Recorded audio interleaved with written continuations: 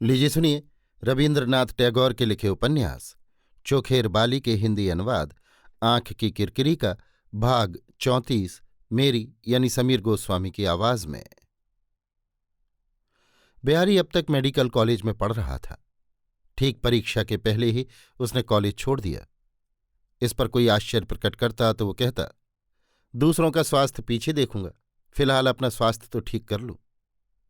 असल बात यह है कि बिहारी के उद्यमों का शेष नहीं, कुछ न कुछ किए बिना उससे रहा नहीं जाता। और मज़ा ये कि यश की भूख, रुपए का लोभ या जीविका के लिए कुछ उपार्जन करना उसके लिए बिल्कुल निष्प्रयोजन था। कॉलेज से डिग्री पाकर पहले तो वो शिवपुर इंजीनियरिंग कॉलेज में भर्ती हुआ और फिर वहां से जितना ज्ञान प्राप्त करने की उसकी इच्छा थी उतना ज्ञान और दक्षता प्राप्त करके वो मेडिकल कॉलेज में भर्ती हो गया। और महेंद्र उससे साल भर पहले डिग्री लेकर मेडिकल कॉलेज में भर्ती हुआ था। कॉलेज के विद्यार्थियों में इन दोनों की मित्रता प्रसिद्ध थी। वे हंसी हंसी में इन्हें श्याम देश की जुड़वां जोड़ी कहा करते थे।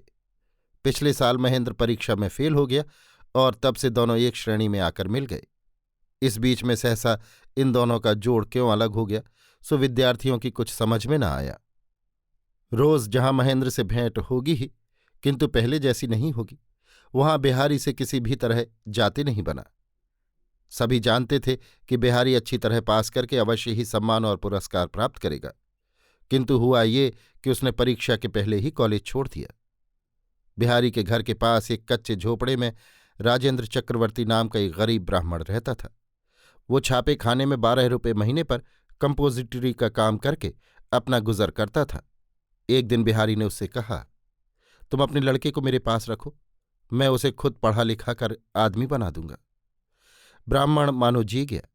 बड़ी खुशी से उसने अपने 8 साल के लड़के बसंत को बिहारी के हाथ सौंप दिया। बिहारी उसे अपनी पद्धति से शिक्षा देने लगा। अपने मन में उसने तय किया कि 10 साल की उम्र तक इसे कोई किताब नहीं पढ़ाऊंगा, केवल मौखिक शिक्षा देता रहूंगा। बिहारी बसंत को साथ लेकर कभी किले के मैदान में घूमने जाता, कभी उसके साथ खेलता रहता, कभी उसे अजायब घर दिखलाता, कभी अलीपुर पशुशाला ले जाता और कभी शिवपुर का बगीचा दिखलाता। इस तरह उसके दिन कटने लगे।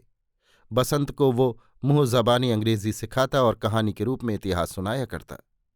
नाना प्रकार से बालक की चित्तवृत्ति की परीक्षा करना और उसकी परिणति के लिए उपयुक्त साधन उपस्थित करना, ये उसका दिन भर का काम था। अपने को वो क्षण भर के लिए भी छुट्टी नहीं देता। उस दिन शाम को बाहर निकलना मुश्किल हो गया। दोपहर को वर्षा जरा बंद रही, फिर तीसरे पहर जोर से पानी बरसने लगा। बिहारी अपने ऊपर वाले बड़े कमरे में बत्ती जलाकर बसंत के साथ अपनी नई पद्धति से खेल खेल रहा था। अकस्मात बिहारी बसंत से पूछ बैठा, बसंत, इस कमरे में कितनी कड़ियां हैं, चटपट बताओ। नहीं, गिन नहीं पाओगे। बसंत ने कहा, 20। बिहारी ने कहा, तुम हार गए, 18 हैं। इसके बाद चट से किवाड़ की झिलमिली खोलकर बिहारी ने पूछा, अच्छा बताओ, इस झिलमिली में कितनी पट्टियां हैं? और तुरंत झिलमिली बंद कर दी। बसंत ने कहा, 8। बिहारी ने कहा, अब की जीत गए। और फिर पूछने लगा, अच्छा बताओ, इस बेंच की लंबाई कितनी है? इस पुस्तक का वजन क्या है? इस तरह बिहारी बसंत के इंद्रिय ज्ञान का विकास कर रहा था कि इतने में नौकर ने आकर कहा, बाबू साहब, एक औरत। नौकर की बात खत्म भी ना हो पाई थी कि विनोदनी कमरे के भीतर आ गई। बिहारी दंग रह गया। बोला, ये क्या भाभी, बात क्या है? विनोदनी ने कहा, तुम्हारे यहां घर की स्त्रियों में कोई नहीं है? बिहारी ने कहा, ना तो घर की कोई है, ना बाहर की। एक बुआ है, सुदेश में रहती हैं। विनोदनी ने कहा, तो तुम मुझे वहीं अपनी बुआ के पास छोड़ा। बिहारी ने कहा, वहां मैं तुम्हें क्या कह के छोड़ा? विनोदनी ने कहा, दासी कह के। मैं वहां घर का सब काम काज किया करूंगी। बिहारी ने कहा, बुआ जी को लेकिन कुछ आश्चर्य होगा, उन्होंने आज तक कभी मुझसे दासी के अभाव की चर्चा नहीं की। पहले ये तो सुनूं कि ऐसा विचार मन में उठा क्यों? बसंत, जाओ तुम सो जाओ। बसंत चला गया। विनोदनी ने कहा, बाहर की घटना सुनकर तुम भीतर की बात कुछ भी नहीं समझ सकोगे। बिहारी ने कहा, ना समझ सका तो ना सही, और गलत भी समझा तो उससे नुकसान क्या?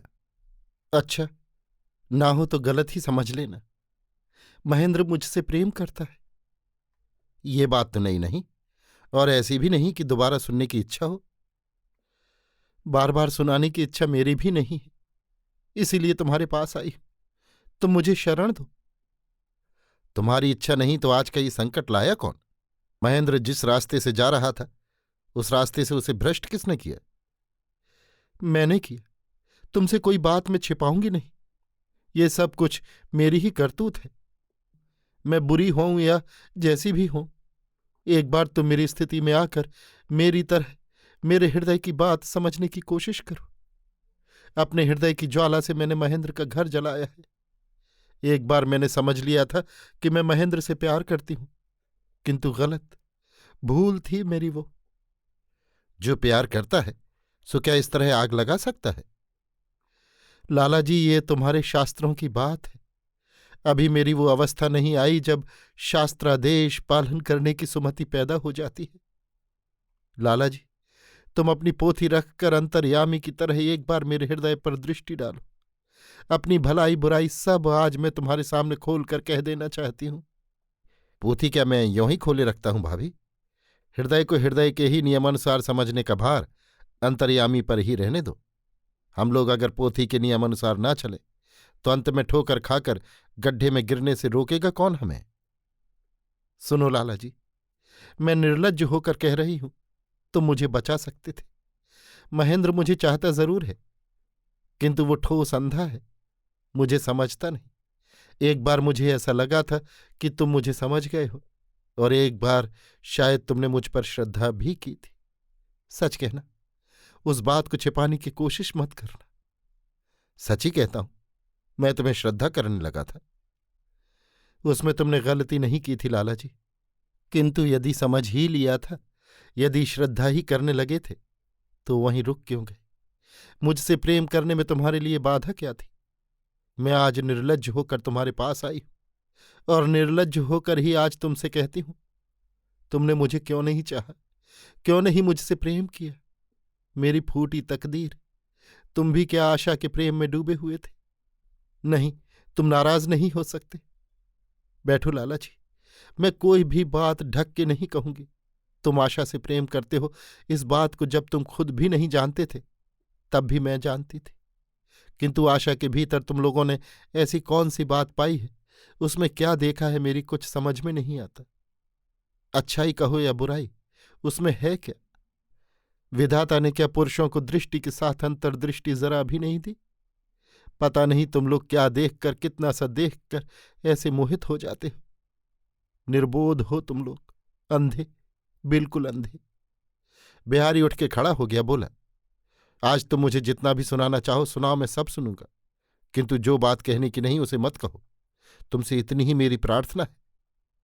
विनोदनी ने कहा, लाला जी, कहाँ तुम्हारी चोट पहुंच रही है मैं जानती हूं, किंतु जिसकी श्रद्धा मिली थी मुझे और जिसका प्रेम पाने से मेरा जीवन सार्थक हो जाता, उसके पास रात के समय में जो अपना सब कुछ विसर्जन देकर दौड़ी आई हूं, सो कितनी बड़ी वेदना से। उसका ख्याल करके जरा धैर्य से काम लो।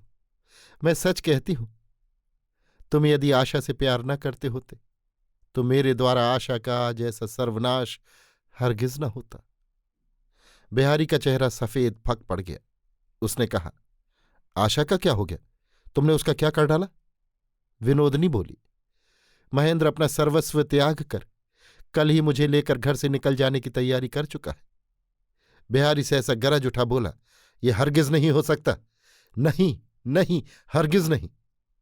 विनोदनी ने कहा, नहीं नहीं, हरगिज नहीं, किंतु महेंद्र को आज रोक कौन सकता है? बिहारी ने कहा, तुम रोक सकती हो। विनोदनी कुछ देर तक चुप रही, फिर बिहारी की आंखों में आंखें डालकर बोली, किसके लिए रोकूं मैं? तुम्हारी आशा के लिए। मेरा अपना सुख दुख क्या कुछ भी नहीं? तुम्हारी आशा का भला हो, महेंद्र के दाम्पत्य और घर गृहस्थी का भला हो, बस इसी के लिए मैं अपनी इहलोक की सारी आकांक्षाओं को मिटा दूं? इतनी अच्छी मैं नहीं हूं। धर्मशास्त्र की पोथियां मैंने इतनी ज्यादा नहीं पढ़ी।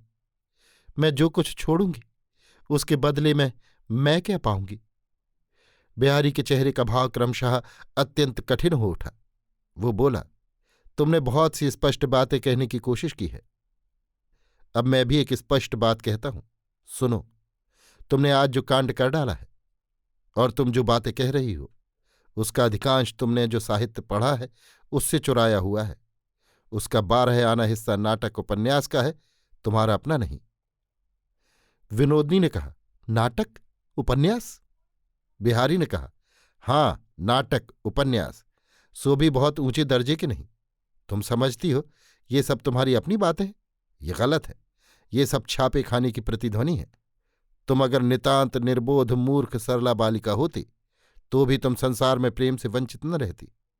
किंतु नाटक की नायिका स्टेज पर शोभा देती है, घर में उससे काम नहीं चलता। कहाँ गया विनोदनी का वो तीव्र तेज, कहाँ गया उसका वो दुस्सह दर्प? मंत्राहत फड़नी की तरह वो स्तब्ध होकर झुक गई। फिर बहुत देर बाद बिहारी के मुंह की तरफ बगैर देखे उसने शांत नम्र स्वर में कहा, तुम मुझे क्या करने को कहते हो? बिहारी ने कहा, असाधारण कुछ करने की कोशिश मत करो। साधारण स्त्री की शुभ बुद्धि जो कहे वही करो। तुम देश चली जाओ। विनोदनी बोली, कैसे जाऊं? बिहारी ने कहा, मैं तुम्हें जनाने डिब्बे में बिठाकर तुम्हारे गांव के स्टेशन तक पहुंचाऊंगा। विनोदनी ने कहा, तो आज रात को मैं यहीं रह जाऊं? बिहारी ने कहा, नहीं, अपने ऊपर मुझे इतना विश्वास नहीं है। सुनते ही उसी क्षण विनोदनी चौकी से उठकर बिहारी के पैरों के पास लौट गई और उसके पांवों को अपनी छाती से चुपटाकर बोली, कम से कम इतनी कमजोरी बनाए रखना लाला जी। एकदम पत्थर के देवता की तरह पवित्र न बन जाना। किसी बुरे से प्यार करके थोड़े बुरे बने रहना। इतना कहकर विनोदनी बार बार उसके पांव चूमने लगी। बिहारी विनोदनी के इस आकस्मिक और अकल्पनीय व्यवहार से क्षण भर के लिए मानो अपने को संभाल न सका। उसके शरीर मन की ग्रंथियां मानो शिथिल हो आईं। विनोदनी बिहारी के इस स्तब्ध विह्वल बहाव का अनुभव करके उसके पांव छोड़कर घुटनों के बल उन्नत हो उठी और चौकी पर बैठे हुए बिहारी के गले में अपनी बाहें डालकर बोली, मेरे जीवन सर्वस्व मैं जानती हूं तुम मेरे चिरकाल के नहीं हो, किंतु आज एक क्षण के लिए तुम मुझे प्यार करो। उसके बाद मैं अपने उसी वन जंगल में चली जाऊंगी।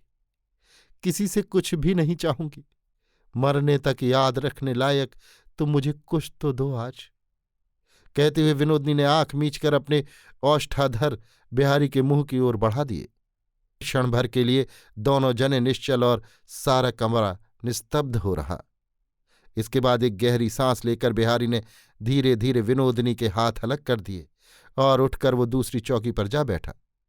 और फिर उसने अपने रुद्ध कंठ को साफ करते हुए कहा, रात को 1 बजे एक पैसेंजर ट्रेन है। विनोदनी कुछ देर स्तब्ध बैठी रही, फिर अस्फुट स्वर में बोली, मैं उसी गाड़ी से चली जाऊंगी। इतने में नंगे पांव उघड़े बदन बसंत अपना परिपुष्ट गोरा सुंदर शरीर लिए विनोदनी की चौकी के पास आ खड़ा हुआ और विनोदनी की तरफ देखने लगा।